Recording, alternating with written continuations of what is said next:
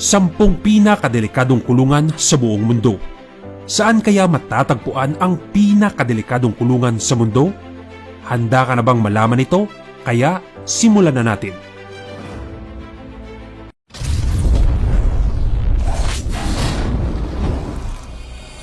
Number 10, Alcatraz. Ang Alcatraz ay naging pinaka-kinakatakutang kulungan noon ng mga preso. Ayaw na ayaw nila na dito sila makulong dahil ang kulungan na ito ay napapaligiran ng dagat sa San Francisco at malayo sa sibilisasyon. Marami ng preso ang nagtangkang tumakas dito pero wala ni isa sa kanila ang nagtagumpay sa kanilang plano. Lahat sila ay nalulunod at namamatay dahil ang dagat na nakapalibot sa islang ito ay may malalakas na alon na talaga namang kumitil sa buhay ng sino mang magtangkang languyin ito.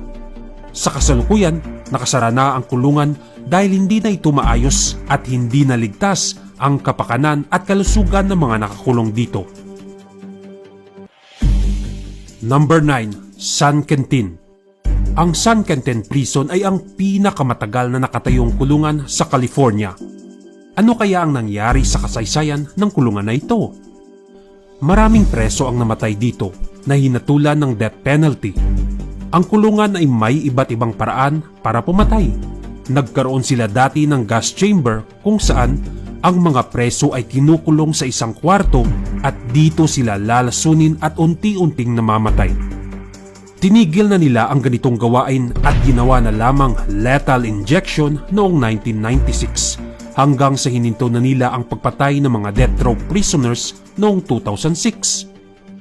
Gayunpaman, delikado pa rin ang San Quentin Prison hanggang sa ngayon dahil madalas pa rin nagkakaroon ng gulo sa loob. Noong 2006, nagkaroon ng away sa loob ng kulungan na naging dahilan ng higit 100 preso ang nasaktan at 2 sa kanila ay namatay. Dahil sa malawak na kasaysayan ng San Quentin Prison, marami na ring nagawang armas sa mga preso katulad na lamang ng mga sibat, kutsilyo at baril na naging dahilan kung bakit delikado ang araw-araw na pamumuhay ng mga preso dito. Number 8, Bangkwang Prison.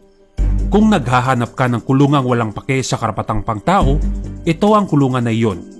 Ang lahat ng preso sa kulungan na ito ay nakakaranas ng torture kung saan sila ay kinukulong sa isang hawla na parang isang hayop na kahit ang alaga mong aso ay hindi mo gugustuhin ikulong dito. Pero hindi pa dyan natatapos ang pagmamaltrato ng Bangkwang Prison. Ang mga kinukulong ay kinakailangang ikadena ang paa sa loob ng 3 buwan mula sa pagkakakulong nila.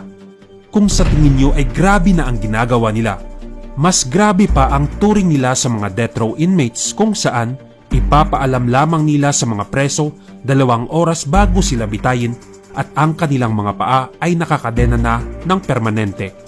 Mabuti na lamang at itinigil na ang ganitong pagtrato simula noong 2013. Number 7, Rikers Island. Ang Rikers Island ay kulungan na parabang kasali sa Squid Game ang mga preso sapagkat mahahalin tulad sa survival ang pamumuhay dito. Nagkakaroon ng pagmamaltrato sa mga nakakulong mula sa mga prison guard na kadalasang pinagmulan ng gulo.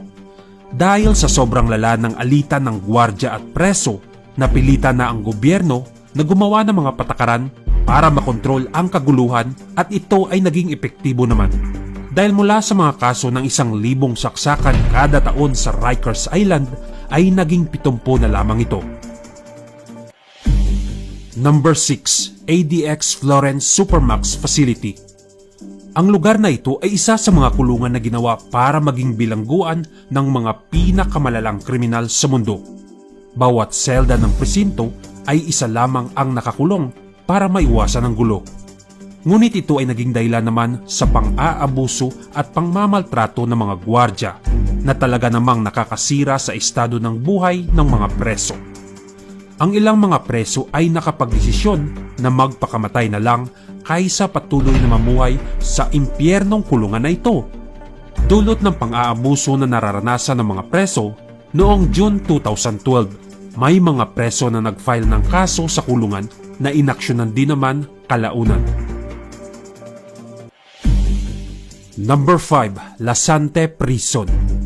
Ang Lasante Prison ay matatagpuan sa France at ito ay naglalaman ng ilang mga kilalang kriminal sa French history. At dahil sa sobrang sikat, dinadalaw na sila ng mga tao na parang mga celebrities. Sa loob may mga pamumuhay silang madalas nating makita sa palabas na tungkol sa bilangguan, kung saan mayroong hierarchy ang mga preso na nagbigay daan sa pagmamaltrato. Inaabuso ng mga may kapangyarihan ang mga preso na mas mababa ang estado sa kanila. Marami na ang nagtangkang tumakas sa presinto na ito, ngunit 3 pa lamang ang nagtagumpay. Number 4. Diyarbakir Prison. Ang presinto na ito ay kakatakutan talaga ng kahit na sinong tao at kahit ano pa ang edad mo. Kasi kahit bata ay kinukulong nila at hindi lamang oras o araw ang pagkakakulong, ngunit hanggang panghabang buhay ay pwede nilang ihatol. Araw-araw ay minamaltrato at inaabuso ng mga gwardya ang mga preso. Binubugbog nila ang kahit na sino sa anumang dahilan na nagdulot ng pagkamatay ng 10 tao. Talaga namang walang gustong makulong sa kulungan na ito dahil maraming preso na ang inabuso at marami na rin ang namatay dulot ng iba't ibang dahilan gaya ng pagtutorture, pagkamatay o kagutuman. Mabuti na lamang at isinara na ang bilangguan, ngunit hindi mawawala ang takot na idinulot niya sa mga tao. Number 3. La Sabaneta Prison. Ang La Sabaneta Prison ay may kapasidad lamang na 15,000 prisoners, ngunit ang mga preso sa loob ng kulungan ay humigit kumulang 25,000. Kaya naging kulang ang mga gwardya para magbantay at magpanatili ng kaayusan na naging dahilan kung bakit laging magulo at puno ng rambulan ang presinto. Nagkakaroon na rin ng barila na nangyari noong 1994 sa loob na nagresulta sa pagkamatay ng 108 preso. At nang sumunod na taon naman, ay namatay ang halos 200 preso at 624 na sugatan. Dahil dito, ang kulungan ay isinara at ginawa na lamang na museo. Number 2. Tadmor Prison. Ayon sa Amnesty International, ang mga preso sa Tadmor Prison ay hindi itinuturing na parang tao dahil sobrang inaabuso ang mga nakakulong dito. Inireklamo ang kulungang ito at ipinasara noong 2001 dahil sa kanilang kalakaran. Ngunit sa kasamaang palad, nagbukas uli ang presinto noong 2011. Ang pamamalakad sa lugar ay hindi nagbago at patuloy pa rin ang pagmamaltrato ng mga gwardya na natigil lamang noong taong 2015 dulot ng pagbobomba ng isang teroristang grupo sa bilangguan.